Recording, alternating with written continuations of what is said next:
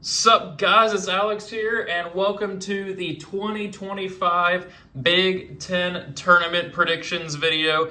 The final day of the Big Ten season has concluded today with, of course, that big Michigan State versus Michigan game where Michigan State has continued their run in the Big Ten this year, and then Michigan, they've lost, 4 out of their last 6 games, like 3 straight, something crazy like that.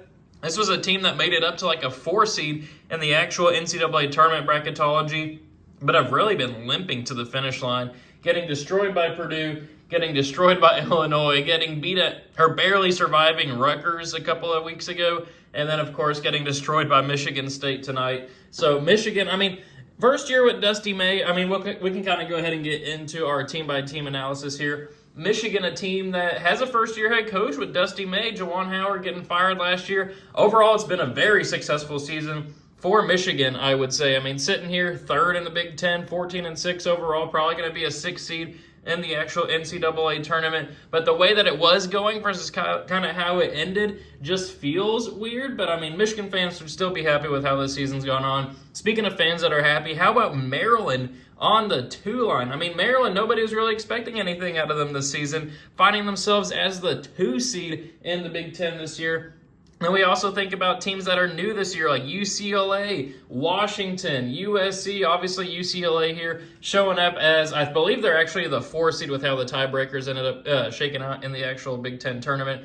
But Oregon as well, good season for them first year in the Big Ten. But then Washington and USC, not good years for them at all. But Michigan State, class of the Big Ten Conference this year. Tom Izzo trying to get back to the promised land of winning a national title. Michigan State hasn't made a deep run in the NCAA tournament in what feels like a long time. If you've been watching my actual bracketology videos, you'll know that this is a team that I believe in a lot, this Michigan State squad this year. So we'll see what happens. Can they make a run? Can they win the Big Ten tournament here? We're about to find out. But then keeping on looking down, we have Purdue, last year's, I believe, national finalist, if you want to say that, losing in the championship game to UConn in their post-Zach Edey era, finding themselves here on the 4 line with Braden Smith, one of the best players in the nation. He's going to be an All-American this year, probably second team, I would say. But Purdue, strong year overall, I would say 21-10, 13-7 in the Big Ten. Probably going to be about a 4 or 5 seed come NCAA tournament time. UCLA, fantastic year under Mick Cronin. This was a team that people weren't sure of if it was going to actually make the NCAA tournament this year, but they should feel pretty safe at this point. Wisconsin, a team that's been, I have been out on Wisconsin for a long time. A lot of people got mad at me in bracketologies over the course of the year, but here they are sitting in 6th right now. Lost a great opportunity at home yesterday against Penn State. Cost me some monies too because I bet on Wisconsin there. But a good season overall for Wisconsin. Huge transfer with Tonje kind of coming over and helping out that team, Greg Gard's team. We'll see if they can make a deep run in this Big Ten tournament. Then we have Illinois. They're better than 12-8. That's showing up right there, 20-11. They've dealt with a lot of injuries and actual sickness this year. So that 12-8 record's a little bit deceiving. We'll see what happens come the actual Big Ten tournament run here. Oregon, we talked about them. I'll kind of group Indiana and Ohio State together. Kind of disappointing seasons overall. Both these 2 teams on the bubble. Both of them actually played yesterday in Indiana. Ohio State was up by 10 in the second half, but Indiana stormed back to win. Both these teams squarely on the bubble, both kind of in that first 4 out range. So they need to get a couple of quality wins in the tournament. Then you have Rutgers here, a team with 2 potential top 5 NBA draft picks with Dylan Harper and Ace Bailey. Very high preseason expectations. With that talent, you'd think that they'd at least make the tournament, but a very disappointing season for them here. 8-12 in the Big Ten and 15-16 overall. That's kind of disgusting. But then you have teams like Iowa, Minnesota, Nebraska, Northwestern, not the seasons that they would have liked to have, especially USC down there at 7-13. Eric Musselman coming over from Arkansas. People are super excited for them this year. But 7-13 in conference, 15-16 overall. Not the season that they wanted to have. And then you have teams like Penn State, Washington. Just bad years for them overall. I do want to speak about Nebraska, though, with Fred Hoiberg. He's a very good coach. He was an NBA-level coach. He used to be at Iowa State, all that fun stuff.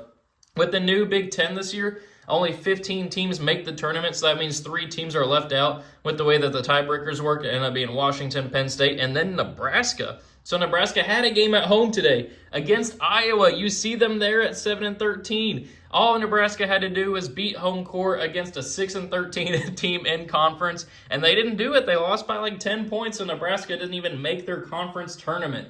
So speaking of the conference tournament, we are about 5 minutes into the video, so we'll go ahead and get into our predictions here. Just a fun season for the Big Ten overall, but some weird teams like Rutgers, like Nebraska, just kind of feels weird. Nebraska went from being on the bubble in the tournament, even like as a 10 seed, probably 5 weeks ago, and have just dropped like a rock over the last couple of weeks. But anyway, we can go ahead and get into our tournament predictions here. Of course, really with pretty much every major tournament now, the top 4 seeds in the conference get a double bye. So you got 1 seed Michigan State, 2 seed Maryland, 3 seed Michigan, 4 seed UCLA getting those double byes.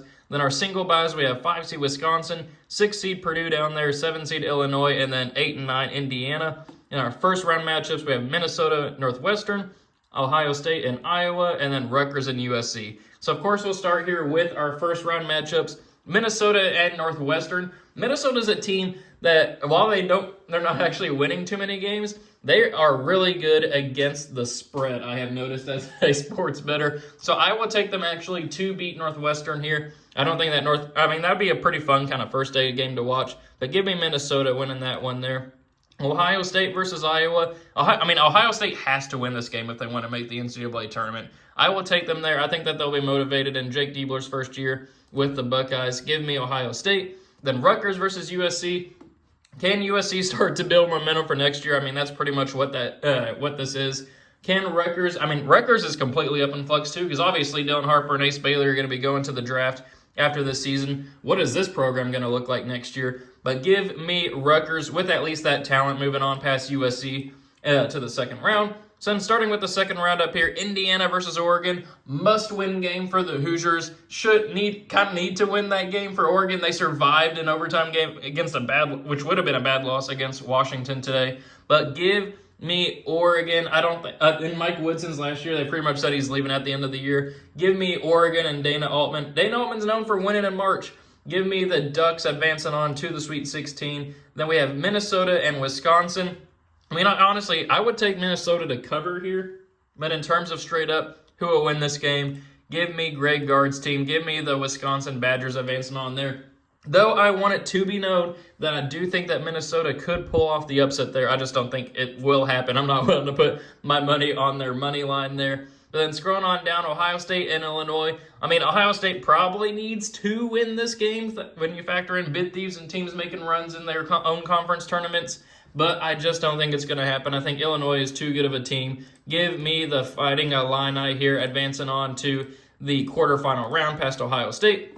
Then we have Rutgers and Purdue. I think this would be a fun game, but give me Purdue advancing on there. I don't see Rutgers pulling off the upset. So we kind of have a chalky here quarterfinal, but we'll see what happens as we progress on through the tournament. First up, we have Indiana versus Michigan State. This one's actually kind of interesting because Indiana won a road game at Michigan State earlier this season. But give me the Spartans here. I picked Oregon to win. Some people are probably commenting. I actually picked Oregon. There we go. Which it is true that Indiana did go on the road and beat Michigan State, but I picked Oregon to beat Indiana. Oregon, I think, also went on the road and beat Michigan State. Maybe I'm wrong there. I feel like I remember them having a big game. Maybe Michigan State had come back at some point. But give me Sparty still advancing on to the semifinals. That was kind of an oops there. And then Wisconsin versus UCLA, 2 teams that I don't believe in come NCAA tournament time, so you can write that down right now. But give me Wisconsin there. I will take the 5-over-4 upset. A little bit of chaos there. Give me the Badgers. But then speaking of chaos, we got 7-seed Illinois. They're finally starting to get healthy, both in terms of injuries and sickness. I got Illinois pulling off there. Back in early January, there was a bracketology to where I had them winning the national championship. I was that confident in them. This is not a knock against Maryland at all. If you've been watching my bracketologies, you'll know that I've been having Maryland in the Sweet 16 and even Elite 8 pretty consistently as of late. But I think I just believe in Illinois a little bit more. Give me the 7-seed advancing on there. Then Purdue versus Michigan. Give me 6-seed Purdue as well. I touched on at the beginning of this video kind of the non-run that Michigan's on right now. Kind of a losing streak, not too impressive. Purdue, I think, seeing Purdue as a 6 seed is kind of weird this year. I think that these two teams are pretty even in actuality. Give me the Boilermakers advancing on there, which sets up a semifinal seeding here of a 1, 5, 6, and 7. So kind of craziness there. The 2, 3, and 4 all losing in the quarterfinal round. So for a spot in the Big Ten final, Michigan State versus Wisconsin. Easiest pick of my life. Give me Michigan State advancing on to the championship game. Then we have Illinois versus Purdue. That would be a fun game to watch, but give me the Fighting Illini advancing on to the championship game. So we have 1 seed Michigan State here versus 7 seed Illinois for the Big Ten championship on Sparty. Give me Tom Izzo continuing his legendary run as a head coach here, getting another Big Ten title added to the resume. Give me Michigan State advancing on. They've been the best team in the Big Ten. I think that they're one of the best teams in the nation this year. Illinois, no slight to them at all, making it back to the Big Ten final, which is kind of crazy considering where they're at about a month ago. So yeah, there we have it. We got Michigan State winning it all, beating Illinois in the championship game. As always, let me know what you guys think of my predictions in the comment section below. Always like to hear your guys' thoughts on what I'm saying. Let me know your own thoughts too. Always like reading through those. Maybe there's something you guys know or think that I should factor in that I didn't mention in this video.